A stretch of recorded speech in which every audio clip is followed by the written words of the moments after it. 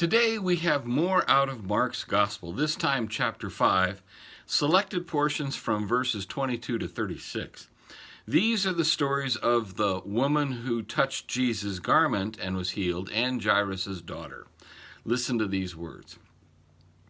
Then came one of the rulers of the synagogue, Jairus by name, and seeing him he fell at his feet, and implored him earnestly, saying, "My little daughter is at the point of death. Come and lay your hands on her, so that she may be made well and live." And he went with him. And a great crowd thronged about him. And there was a woman who had suffered much, and she said, "If I touch even his garments, I will be made well." And immediately she felt in her body that she was healed of her disease. And Jesus, perceiving in himself that power had gone out from him, immediately turned about in the crowd and said, "Who touched my garments?" But the woman, knowing what had happened to her, came in fear and trembling and fell down before him and told him the whole truth. And he said to her, "Daughter, your faith has made you well. Go in peace and be healed of your disease." While he was still speaking, there came from the ruler's house some who said, "Your daughter is dead. Why trouble the teacher any further?"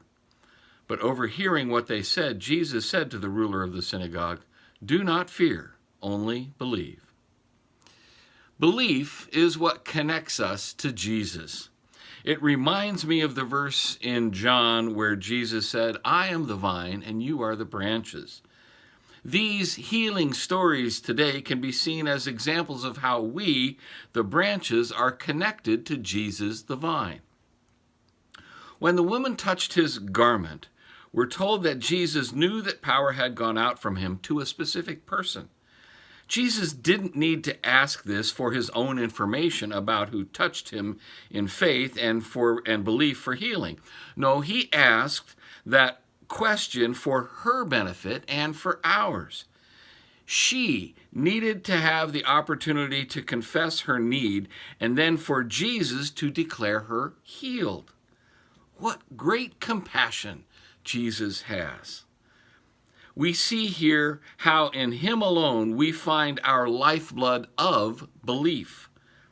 And Jairus trusted in Jesus and Jesus' word to only believe. And in so doing, Jesus granted to Jairus faith and hope. It's Jesus who grafts us into himself, as he did with Jairus.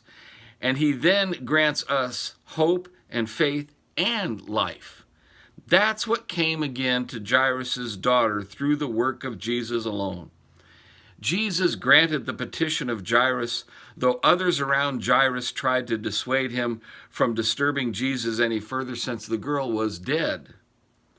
Death, however, is overcome by Jesus, and he grants life just as a branch is given life through the vine.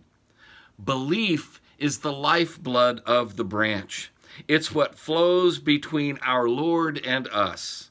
He grafts us in and gives us the lifeblood of faith. In him we believe, and so we are connected to Christ just as the branch is to the vine. Go today knowing, as the woman and Jairus learned, the peace of Christ is with you. Goodbye.